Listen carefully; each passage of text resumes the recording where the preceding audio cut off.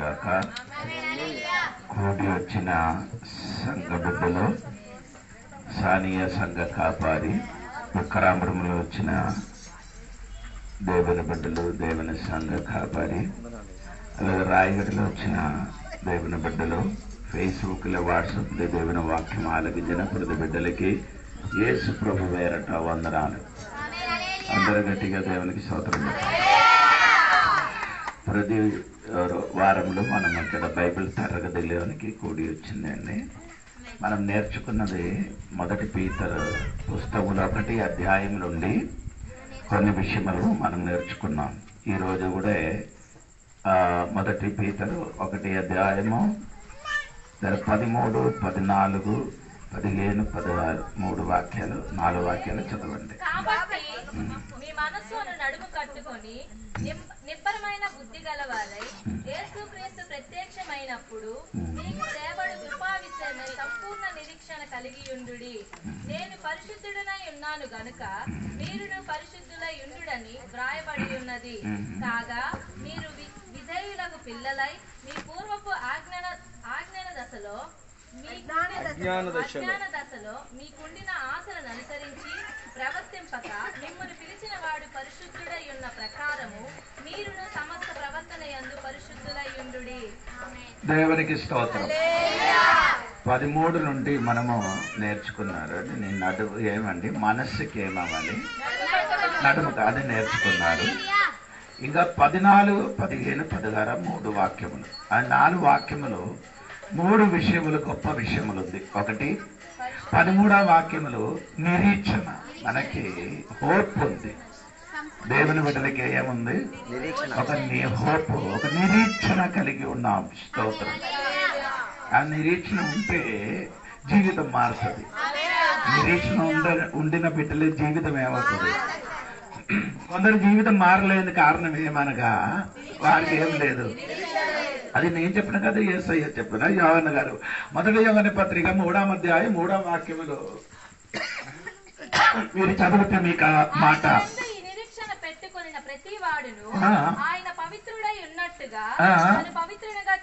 చూడండి, ఆ నిరీక్షణ ఉండినట్టుగా ఏం చేసిన ఆయన పరిశుద్ధులు ఉండేటట్టుగా మనం కూడా అంటే మారుతుంది. ఇప్పుడు జీవితంలో ఏమంటే నిరీక్షణ ఉంటే అది మార్పు వస్తుంది. మార్పు రాలేకపోతే నీకు నిరీక్షణ లేదని అర్థం.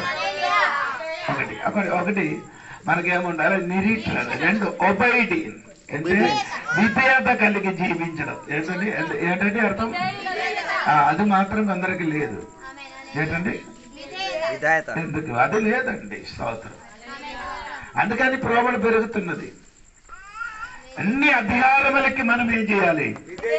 విధేయత కలిగి జీవించాలి. అన్ని అధికారములకి లోబడాలి, విధేయత కలిగి జీవించాలి. కొందరు కలిగి స్తోత్రం. దేవునికి దేవుడి బిడ్డలు ఏం చేయాలి? విధేయత కలిగి జీవించాలి. అర్థమందు. భర్తకి భార్య ఏం చేయాలి? ఇప్పుడు తిరిగి అయిపోతుంది, తిరిగి అవుతున్నారు, రివర్స్ అవుతున్నారు. భర్త భార్య అవుతున్న, భార్య ఏమవుతున్నారు, భర్త అవుతుంది. అది కూడా తప్పు. స్తోత్రం. నాన్నకి పిల్లలు ఏం కావాలి? విధేయత కలిగిన. సంఘానికి విశ్వాసి ఏం చేయాలి? అది విధేయత కలిగి ఉండాలని దేవుడు వాక్యం చెప్తున్నారు. అంటే నీవు అధికారములకి నీ ఎదిరించిన వాడైతే తనకి తానే శిక్ష పొందుతున్నారట. నేను చెప్పిన కాదండి. రోమాపత్రిక 13వ అధ్యాయము 1 నుండి కిందకి చదవండి. రోమాపత్రిక 13వ అధ్యాయం 1 నుండి కిందకి చదవండి. ప్రతివాడును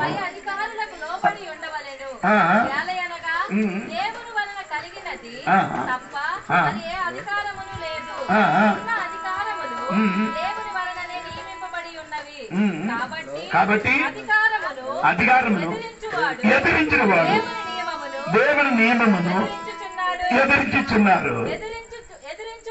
ఎదిరించువారు తమ మీదికి తామే ఏంటండి? హలో, ఎంతమందికి అర్థమైందండి? నీ తనకి తానే వేరే ఏం చేయలేదు. చాలా కుటుంబం తారుమారు రావడానికి కారణం అధికారములకి లోబడం. అంటే నేను చెప్పిన మధ్యలో దేవుని పిల్లలు ఏం చేయాలి? లోబడాలి. భర్తకి భార్య లోబడాలి. నాన్నకి పిల్లలు ఏం చేయాలి, సంఘానికి విశ్వాసం ఏం చేయాలి. అది చేయలేరు కాబట్టి మీ తనికి తానే. హలో ప్రియ సంఘ బిడ్డలారా, విశ్వాసులారా, ఈ ప్రతి అధికారములకి లోబడండి, విధేయత కలిగి జీవించాలి. విధేయత కలిగి. ఆడవడు లేదు, ఆడికి చెప్పడానికి ఆడవడని అడుగుతున్నారు కదా. అధికారం ఇచ్చిన వాడు పైన ఉన్నాం, అధికారం ఇచ్చిన వాడు పైన ఉన్నారు. అంటే ఆడవడంటే నీ అడుగుతా, ఆడవడంటే తర్వాత తెలిసిపోతుంది. తనకి తానే కొందరు రోగం సమస్యలు మారలేదని కారణం. లోబడండి, లోబడండి, విధేయత కలిగండి. అదే మీకే చెప్తున్నారు. విధేయత కలిగి జీవిస్తే శిక్ష తగ్గుతుంది, విడుదల కలుగుతుంది, నెమ్మదిగా జీవిస్తుంది, నిద్ర వస్తుంది. మంచం మీద పడకడం, నిద్ర రావడం, లేకపోతే నిద్ర రాదు. ఎవరికి చెప్తున్నారు? అందరు ఇప్పుడు చేయలేదు, విధేయత లేదు. ఎవరి మాటకి ఎవరే లోబడరు. ఎందుకు లోబడడానికి? ఇది కాలం అటువంటి కాలమా? ఇది భయంకరమైన కాలం. ఇదొక భయంకరమైన కాలములు. నడిచిన వాడు బాగా చూసుకొని నడవండి. నడిచిన వాడు ఏం చేయాలి? అది నేను చెప్పుకొని వచ్చిన ఒకటి ఏమండి, హోప్ నిరీక్షణ, 2 విధేయత, 3 హోలీనెస్, పరిశుద్ధంగా జీవించాలి. చెప్పండి, దేవునికి స్తోత్రం కలిగిన హల్లెలూయా చెప్పండి. 14, 15, 16 వాక్యం అది తెలుగులో కొంచెం కిందకి వచ్చింది. ఏది 14వ వాక్యం కిందకి వచ్చింది, చూడండి, చదువు.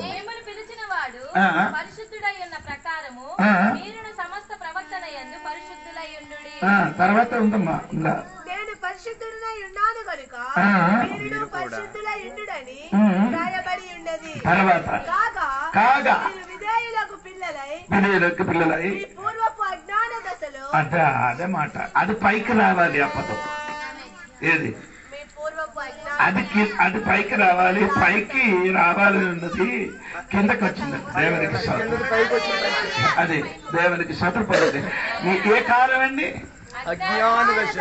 అదేం కాదు, అది భయంకరమైన కాలం. దేవునికి స్తోత్రం. అజ్ఞాన కాలం. ఏంటంటే అజ్ఞాన కాలం. అన్ని పాపానికి కారణం ఏది? అజ్ఞానము, ఇగ్నోరెన్సీ. తెలియలేదు కాబట్టి, అజ్ఞానం ఉన్న కాబట్టి చాలా మంది ఏం చేశారు, ఇది చేస్తే తప్ప లేదని ఆయనకి తెలియలేదు. దాన్ని బట్టి ఏమవుతున్నారు? అజ్ఞాన కాలములు. ఆయన గురించి ఇంకేంటే అపోస్తల కాలము 17:30 వాక్యములు పౌలు గారు చెప్పిన మాట మీరు కూడా యాదగించండి. ఆ కాలం గురించి చెప్పిన మాట వినండి. 17:30 వాక్యం. ఆ జ్ఞాన కాలములు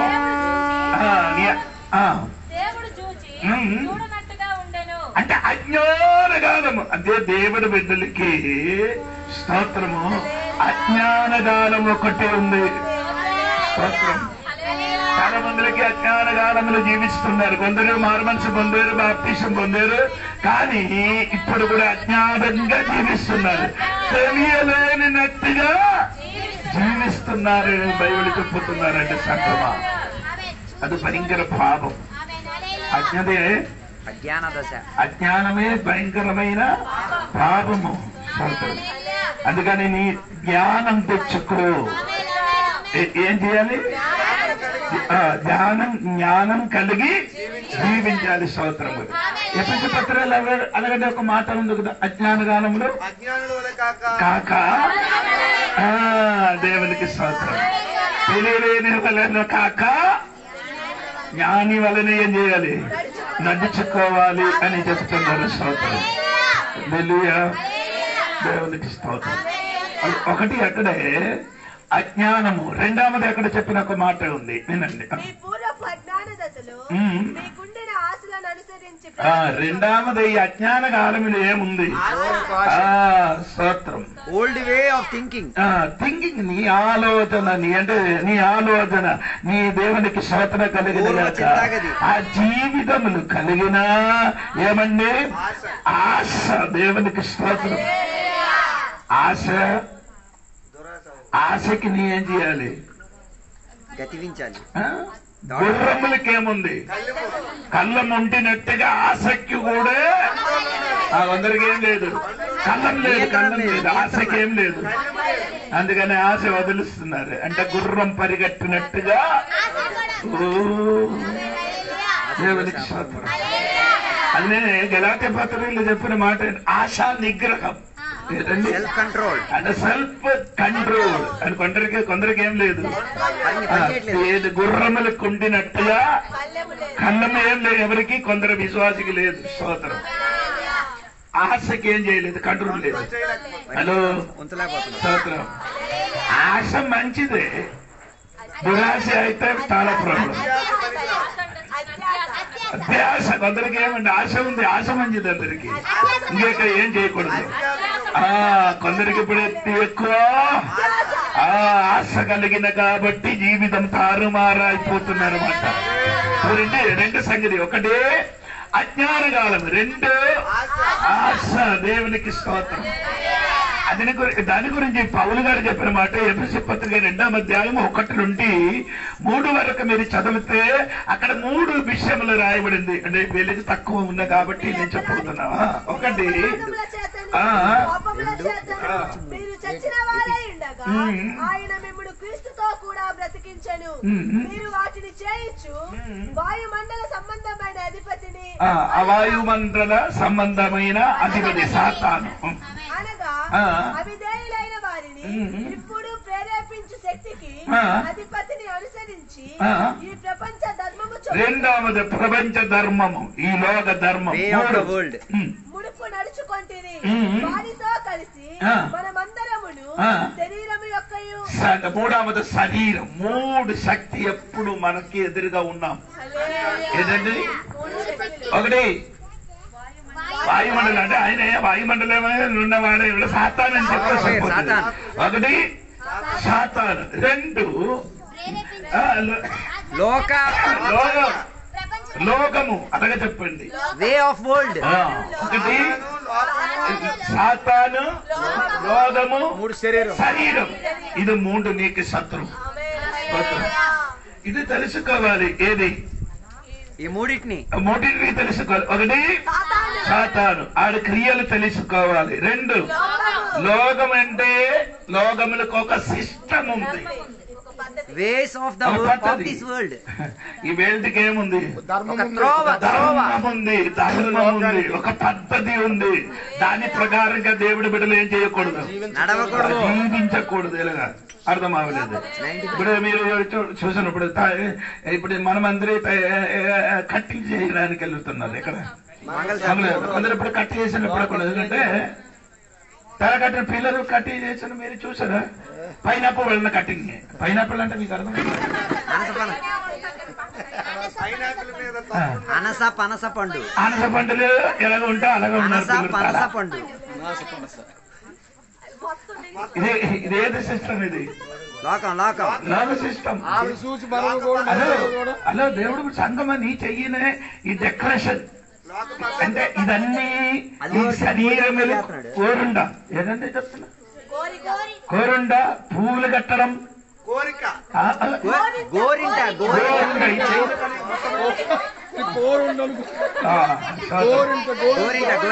ఏదంటే చెప్తున్నా, తర్వాత పువ్వులు పెట్టడం, నగ పోలీసు కొట్టడం, అలంకారం ధరించడం, అలంకారములు. ఇవన్నీ దేవుని బిడ్డల సిద్ధాంతం కాదు, అదన్నీ ధర్మము. అది ఇప్పుడు చాలా మంది విశ్వాసులకి ఏం చేసుకున్నారు,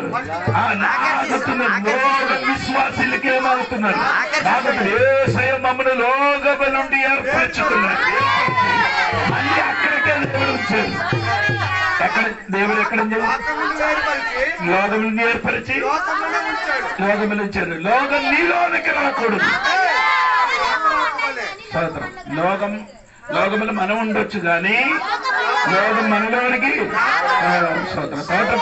తోటపుడిలో బోట్లు యాత్ర చేయొచ్చు, బోటు లోపలికి నీళ్లు రాకూడదు. వస్తాయేమవుతుంది? బోటు నువ్వు మునుగుంటావు, ముడిగిపోతే చచ్చిపోతుంది. పొద్దున్న న్యూస్ పేపర్లో వస్తారు. పొద్దున్న న్యూస్ పేపర్లో వస్తారు. ఒకటి పిశాచం, 2 లోకం, శరీరం, 3 శరీరం. ఏంటంటే ఇది ఇది ఇది ఇది మంచివాడు కాదు. ఏది శరీరం. మనం అందరి శరీరం మంచిది కాదు. చూపుకు సూపర్, చూడడానికి ఎలాగుంది. శరీరం మంచి చెట్టదండి. దేవునికి స్తోత్రం. ఆడి స్వభావం బయటికి వచ్చిందనుకో శరీరం మంచోడా కాదో తెలుసు. స్తోత్రం. ఇప్పుడు నేను ఇక్కడ నిలబడినట్టుగా టీవీలు కనబడినట్టుగా నాకు హృదయంలో ఉన్న కనబడితే మీరు లేచి పరిగెట్టి వెళ్ళిపోతుంది. అర్థం కాలే.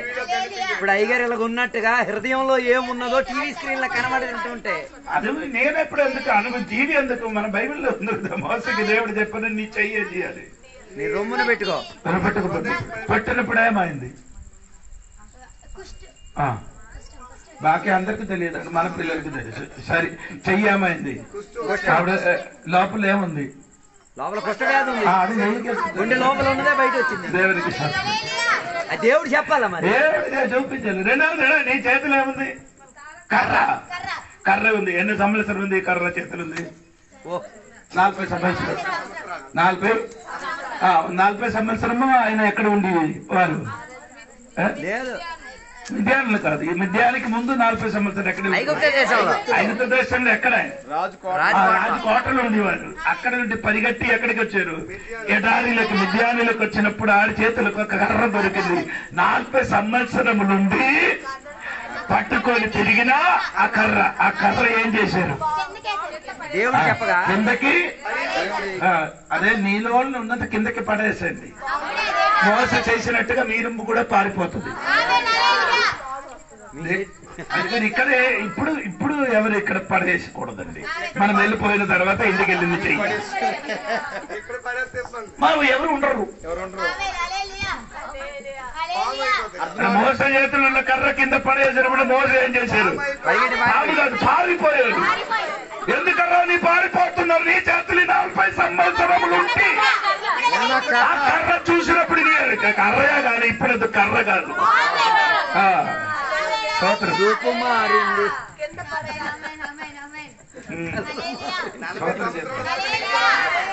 దేవుడి చేతులు ఉంటే కర్ర.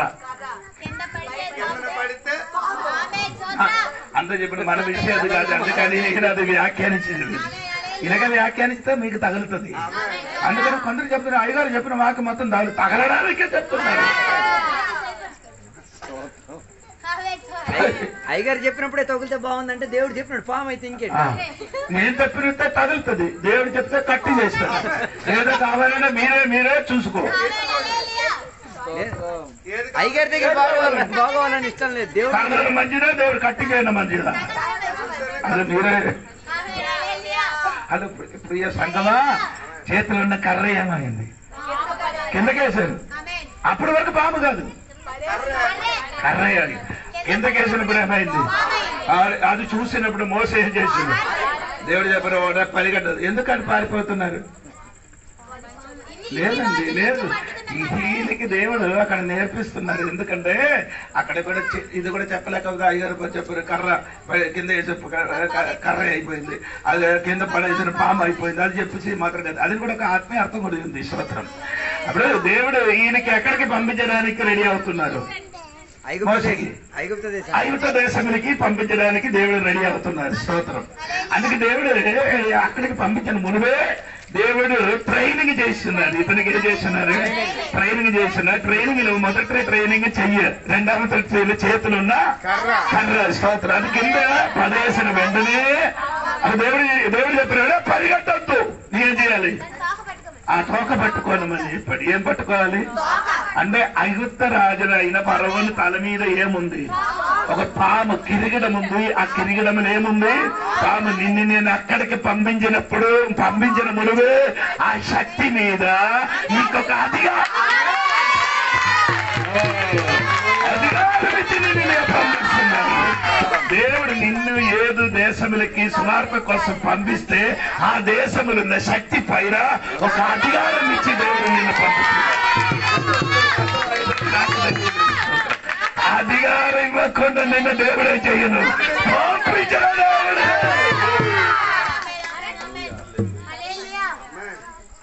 ఎంతమందికి అర్థమైందండి నాకు తల్లి? నీకు అర్థమైందో తల్లి? చెప్పండి. దేవుని నీ రక్షణ పొందారు, నీ రక్షణ పొందారు, బాప్టిజం పొందారు. దేవుడు నేను నీ రక్షణ పొంది బాప్టిజం పొందిన నీకు కూడా దేవుడు ఒక్క అది రెండు అధికారం పైన ఉన్న భూమి మీద. ఆమె ఎక్కడ ఉన్న అధికారం, ఎక్కడ ఉన్నారు పరలోకములు ఉన్న అధికారం భూమి మీద దేవుడు మన చేతికి సోత్రం చేస్తారు. అదే చెప్పండి గట్టిగా. ఆ రెండు అధికారం చేతులు నిన్ను చూసినప్పుడు ఏటు లేనట్టుగా ఏం అధికారం లేనట్టు ఏంటి అధికారము లేని మనిషిగా కూర్చున్నాం. అందుకు అడుగుతున్నారు ఏం చెయ్యాలి పాస్టర్ అంటే అడుగుతున్నారు. మనకు చెయ్యాలని ఉన్నది దేవుడు నీకు చెప్పారు. అధికారం ఏం చేయాలి? వినియోగించాలి. అధికారం ఏం చేయాలి? అది అధికారం ఉన్నవాడు ఏం చేయాలి? ఎవరు మారు మనసు పొందారో బాప్టిజం పొందిన వాడి చేతుల అధికారం ఉంది. చెప్పండి. నా చేతుల అధికారం ఉంది. చెప్పండి. నా చేతుల అధికారం ఉంది. నీ చేతులు మాత్రం కాదు, నీ చేతుల అధికారం ఉంది, నీ నాలుగల అధికారం ఉంది, నీ కోలిన అధికారం ఉంది. అదేంటి దేవుడు చెప్పిన సాతాను తన కాలు కింద పడేసాడు. అప్పుడు తొక్కడానికి కాలుకి అధికారం. రోగుల మీద చెయ్యి ప్రార్థన చేస్తాడు. అప్పుడు చెయ్యని అధికారం ఉంది. నాలుగలు ఉంది. జీవము మరణము నాలుగల సంబంధం. మూడు అధికారం చెందిన నీ సాధారణ విశ్వాసి కాదు, నీ సాధారణ యొక్క వ్యక్తి కాదు, అసాధారణ చంద్ర బిడ్డ. బాప్టిజం మంది నీటిలో ముడిగి ఇలాగ కూర్చుని ఏటి నాని ఏటి నాకేం తెలివితేటలు తెలియలేక నో ప్రాబ్లం. అధికారం నీకు నీకు అర్థం అవ్వలేదు. ఇక్కడ కూర్చి అక్కడ ఉన్న సూర్యుడు చంద్రుడికి ఏం చేయరు. అన్ని అధికారం చెందిన దేవుడు పెరుగుతుంది. అదే నీ నాలుగ పలుక నీకు ఎదురుగా ఉన్న విషయం మీదకి, నీకు ఎదురుగా ఉన్న వ్యక్తికి చూసి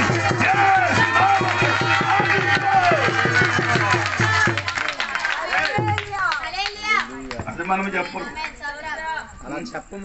అలాగే మనం చెప్పము. ఏం చెప్తున్నారు? అది చెప్తుంది ఏడు చెప్పరు. ఏడు చెప్పుకోలే ఈ విధాంతం అలాగే చెప్పు. అలా చెప్తూ ఉంటారులే. ఇలాగ స్తోత్రం కలిగింది. అదే ప్రియ సంఘమా, నేను చెప్పుకొని వచ్చిన అధికారం ఉంది. నేను తిరిగి వస్తున్నాను. తిరిగి ఎక్కడికి వెళ్ళిందో అక్కడికి రావాలి. అదే ప్రసంగం. అలాగే బైబిల్ స్టడీ. ఆమె ఎక్కడికి వెళ్ళారు? స్తోత్రం. నీ శరీరం నీ బాడీ. శరీరము మంచివాడు కాదట. శరీరము మంచివాడు కాదు. దేవుడికి స్తోత్రం కలిగింది కాదు. శరీరం మంచివాడు కాదని చెప్పండి. శరీరం మంచిది కాదని చెప్పండి. హలో, స్తోత్రం కలిగింది కాదు. ఇప్పుడు రెండు విషయం చెప్పండి. ఒకటి ఏమండి? అజ్ఞానం, తెలియలేను కదా. రెండు ఆశ కలిగిన వాడు దేవునికి స్తోత్రం. ఇంకా మనకు గౌరవం ఉన్న విషయంలోనికి మనం వస్తున్నారు. దేవునికి స్తోత్రం. ఇది తెలియాలంటే మీరు ఒక వాక్యం కూడా కలిసి 2 పీతరు 1 అధ్యాయము 3-4 వాక్యం చదవండి. 2 పీతరు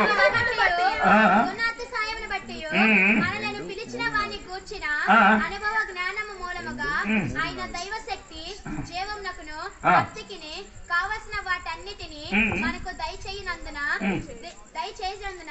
దేవుని గూర్చినట్టు మన ప్రభు అయిన యేసుని గూర్చినట్టునైనా అనుభవ జ్ఞానము వలన మీకు కృపయు సమాధానమును విస్తరించుగాక. ఆ మహిమ గుణాత్సను బట్టి ఆయన మనకు అమూల్యములను అత్యధికములైన వాగ్దానములను అనుగ్రహించి ఉన్నాడు. దురాశను అనుసరించడం వలన లోకమందున్న భ్రష్టత్వము ఈ వాగ్దానం మూలముగా మీరు తప్పించుకోండి. 2 విషయం రాయబడి 3వ వాక్యం 4వ వాక్యం. ఒకటి 3వ వాక్యములే రాయబడిన ఏంటి? దేవునికి స్తోత్రం. Divine power. Divine power. స్తోత్రం. రెండవది డివైన్ నేచర్. ఏమండి? 4వ వాక్యములు ఉంది కదా. లేదు అది మృంగిపోయింది. దేవునికి స్తోత్రం కలిగింది కాక. దేవ స్వభావములకి చెప్తున్నాడు డివైన్ నేచర్ స్తోత్రం, రెండు శక్తి. హల్లెలూయా. అంటే మారు మనసు, ఈ రెండు స్వభావం విడిచిపెట్టిన వాడికి ఈ రెండు విషయం వస్తుంది. ఒకటి డివైన్ నేచర్, దైవ స్వభావం. ఏ స్వభావం వస్తుంది? నాన్న స్వభావం కాదు. కొందరికి చెప్పిన ఆడికి నాన్న స్వభావం చూడండి, నాన్న పోలిక అదొద్దు మనకు. అదే కొందరు అలాగే చెప్పుకొని తిరుగుతున్నాయి. ఆడి ఏం చెప్తున్నాడే ఆడి నాన్న స్వభావం అంటే అమ్మ వద్దదు, మనకి దైవ స్వభావం కావాలి. దైవ శక్తి స్వభావం. దేవుడి స్వభావం ఏమంటే మీకు ఆయనే చూసిన కనికరం పడుతుంది. ఏమంటే కొందరికి అది లేదు. దేవుడి స్వభావం ఆయనకి రాలే. కొందరికి ఇప్పుడు కూడా స్వభావం. రెండు విశ్వాసి ఎక్కడ ఉంటే ఒక మనుషుడు యెరూషలేములో ఉండి రెండు వ్యక్తులకు చూసారు. మొదటి ఎవరు? లేవీయుడు వచ్చారు. ఆడు చూసి ఏం చేశారు? నిలబడి. రెండవది వ్యక్తి ఎవరు వచ్చారు? యాజకుడు వచ్చారు. నేను నన్ను తప్పు చేసి కొడుతున్నాడు. యాజకుడు వచ్చారు. ఆయన కూడా వచ్చి చూసి వెళ్ళిపోయారు. కానీ ఇంకొకడు వచ్చారు. స్తోత్రం. ఆడి పేరండి సమరీయుడికి యూదులకి ఏం లేదు. అదే మంచి సమరీయుడు మనం చెప్పినది. స్తోత్రం. ఆయన పేరు చెప్పలేదు. కానీ అక్కడ పడిపోగిన మనిషిని చూసినప్పుడు ఆయనకేమొచ్చింది? దైవ స్వభావం నీలోనికి వస్తే ఆ కనికరింపు కనబడుతుంది. కనికరం. కొందరికి కోపంతో కోపం ఎక్కువ వచ్చినప్పుడు తిట్టారు. తిట్టిన తర్వాత ఆడికి ఏం లేదు, జాలి లేదు, దయ లేదు, కనికరం లేదు, ఏటి లేదు. ఆడ బాధపడిన మూలే నుంచి ఏడుస్తున్నారు. ఈడితో చూసి ఎంత కఠిన హృదయమో, నీకే స్వభావం ఉంటుంది నాకు తెలియదు. వెళ్ళి ఒక్కసారి సారీ చెప్పేస్తే చాలు. అమ్మా కోపం వచ్చి చెప్పరు, పోను సారీ చచ్చిపోను అని చెప్పరు. ఆ క్యాన్సర్ పట్టుకుని ఊరల్లా తిరుగుతారు. ఏముండాలి? క్షమించలేకుండా ఉన్న దైవ స్వభావం. చెప్పండి, కనికరం. ఆ దేవుళ్ళు ఉన్న స్వభావం ఏంటి? కనికరాదు. మనకు దైవ స్వభావం రావాలి. లేనిగా చెప్పండి. అది నీటిలో ముడుగుతా దొరకదు. స్తోత్రం. అది దేవుని వశములుండి దొరకాలి. ఏది నీటితో మునిగినంత మాత్రం దొరకదు. నీటిలో మునిగినంత మాత్రం దొరకదు. ఆ స్వభావం అది దేవునితోని కలిసి మెలిసి ఉంటే నాకు అర్థం అవ్వలేదు. స్తోత్రం. సబ్బు ఉంది కదా, సబ్బు. దాన్ని ఉంచడానికి ఏముంది? స్టాండ్ కాదు, సబ్బు బాక్స్. ఒక చిన్న బాక్స్ ఉంది. ఆ సబ్బు అక్కడ తీసి ఆ బాక్స్ కి ఏం చేయాలి? వాసన చూస్తే ఎలాగుంది? ఎలాగ వాసన వచ్చింది? అందులో ఉంచారు కాబట్టి. ఆ సబ్బు ఇదే ఎక్కడ తగిలి ఉన్నదో అతి వాసనతో వస్తుంది. నీకు అర్థమైందా లేదా తండ్రి? ఎక్కడ పవన్ కళ్యాణ్ లో సినిమా తగిలి ఉంటాయంటే ఆ స్వభావం వస్తుంది. ఆడ హెయిర్ స్టైల్ వస్తుంది, అదన్నీ వస్తుంది. సీరియల్ చూస్తున్నారంటే ఆ స్వభావం వస్తుంది. అందరికి అలాగే స్వభావం.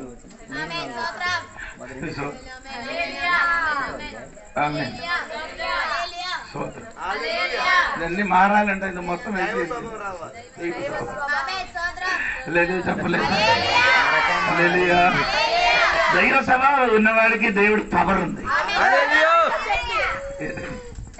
దైవ శక్తి లేని వాడికి నీ శక్తి,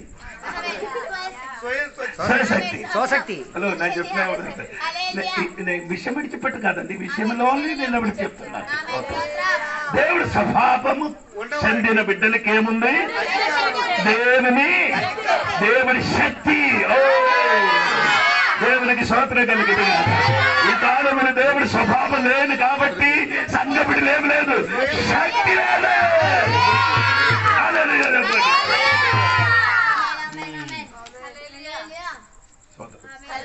ఆదివారం నా చర్చలు చెప్పారంటే పీతర్ గారు చెప్పారు, వెండి బంగారం అదేంట్రా బాబు అడుగులేదా?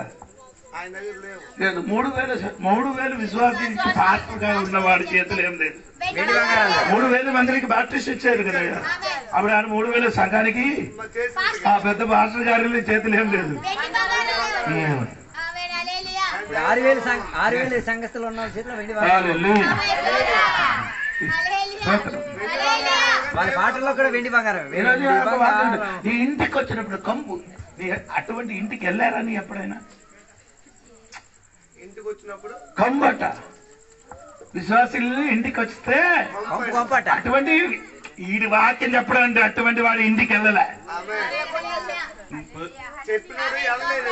చెప్పిన వాడు వెళ్తాడు. అదే నాకు బాధ. స్తోత్రం. అలాగే అయితే సీమాను గారు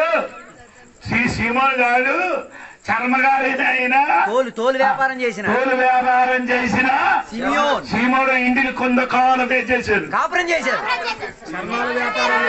అభిషక్తుడు సీనియర్ ప్రెసిడెంట్ గారే.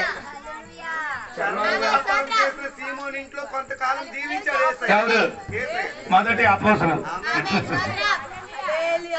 అలాగే గడ్డి కాలంలో జరిగిన ఈ కాలంలో ఏసయ్యకి ఎక్కడ పరిండ పెట్టారు? ఏసయ్య జన్మించినప్పుడు ఏసయ్యని ఎక్కడ పరుండో పెట్టారు? ఏసయ్య పశువుల తోటలేదు. నేను అడగదు. మనుషులు, పశువులు, మేకలు, కుక్కలు ఉన్న మధ్యలో నేను పడుకున్నారు. పుల్వాణి వెళ్ళినప్పుడు అలాగా పడుకున్నారు. ఒక్క గది. రాత్రి నా పైన ఒకడు కూర్చున్నారు. నాకు తెలియదు పైన కూర్చున్నారట. నా తల ఎత్తి పెట్టిన కాబట్టి బాగుంది. లేచినప్పుడు మొత్తం ఈ సైడ్లు ఉంది. ఏటైందో నీకు అర్థమైందో?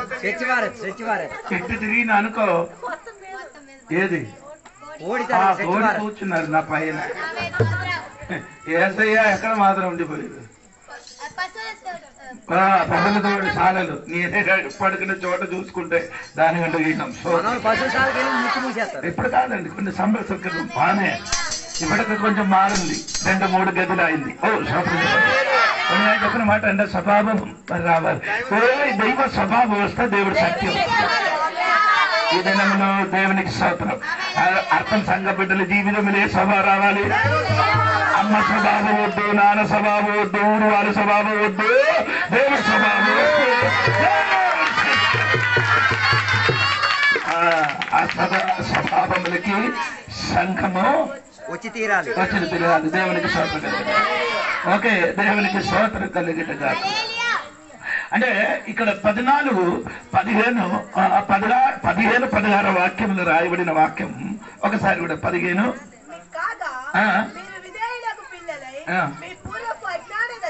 14 ఉండి తెలుగు రాలేదు.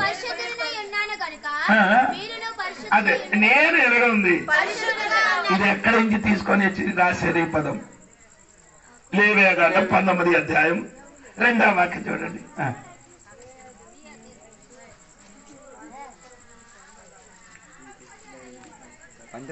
మీరు పరిశుద్ధులై ఉండవలెను. మీ దేవుడైన యెహోవానకు నేను పరిశుద్ధుడనై ఉన్నాను. దేవుడు ఎలాగ ఉంది? దేవుడు ఎలాగ ఉందో అలాగా నీ ఉండాలి. అది స్తోత్రం చెప్పండి. దేవుడు ఎలాగ ఉన్నారు? దేవుడు ఎలాగా మనం కూడా దానికి గ్రీక్ లో అగియోస్. అంటే గ్రీక్ నేర్చుకో పర్లేదు. ఏమండి అగియోస్? గ్రీక్ లో పదం ఉంది. ఏమండి పరిశుద్ధ అనే పదానికి అర్థం ఏమండి? అగియోస్. అందరూ చెప్పండి ఏంటండి అగియోస్? దేవుడి స్తోత్రం. అది ఎబ్రాయ భాషలో ఏమండి? కేదేశ్. ఏదండి కేదేశ్ అని చెప్పినప్పుడు ఈ మాట ఎక్కడైనా విన్నారా మీరు? స్తోత్రం.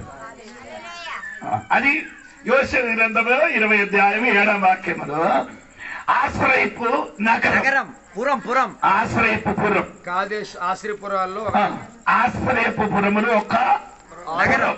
దేవునికి స్తోత్రం. 6 నగరాలు, 6 పట్టణాలు. ఆశ్రయపురాల్లో పురం అంటే అక్కడ ఎవరైనా ఎక్కడికి ఎవరైనా ఒకడికి హత్య చేసిన అనుకో, ఆయన ఏం చేస్తున్నారంటే పరిగెత్తి వెళ్ళిపోవాలి. ఏది 6 పురములు ఏదైనా ఒక పురంలోనికి ఏం చేయాలి? పరిగెత్తి వెళ్ళిపోవాలి. పరిగెత్తి వెళ్ళిపోయిన తర్వాత ఆయన బయటికి రావాలంటే ఆ పురం లోపలున్న యాజకుడు చచ్చిపోయినప్పుడు ఆలయమచ్చు ఆమె చెప్పాలి. ఆమె చెప్పాలి. ఎందుకు ఆమె చెప్పాలని చెప్పారండి?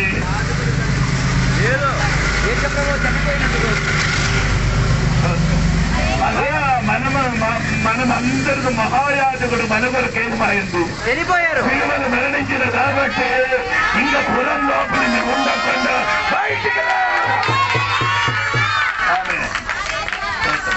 దానికి ఒక్కరికి పేరు కాదేశ్. అవి ఈ 6 పురము యేసయ్యలో ఉన్న 6 స్వభావం. అదే మనం ఇప్పుడు చెప్పలేదు, ఎప్పుడైనా ఎప్పుడు చెప్తున్నారు. దేవునికి స్తోత్రం. ఎప్పుడైనా చెప్పుకొని వచ్చిన ఆ విషయం మర్చిపోకూడదు. ఏం చేయాలి? మీరు పరిశుద్ధులుగా ఉండాలి. దేవునికి స్తోత్రం. 2 పదం చెప్పారు. ఎబ్రాయ భాషలు చెప్పారు, గ్రీక్ భాషలు ఏం చెప్పారు? అగియోస్. 2 ఎబ్రాయ భాషలు కాదేశ్. స్తోత్రం. మనమందరూ కాదేశుగా మారాలి. మనమందరూ అగియోసుగా మారాలి. పరిశుద్ధులుగా మారాలి. ఎందుకు పరిశుద్ధులుగా మారాలి?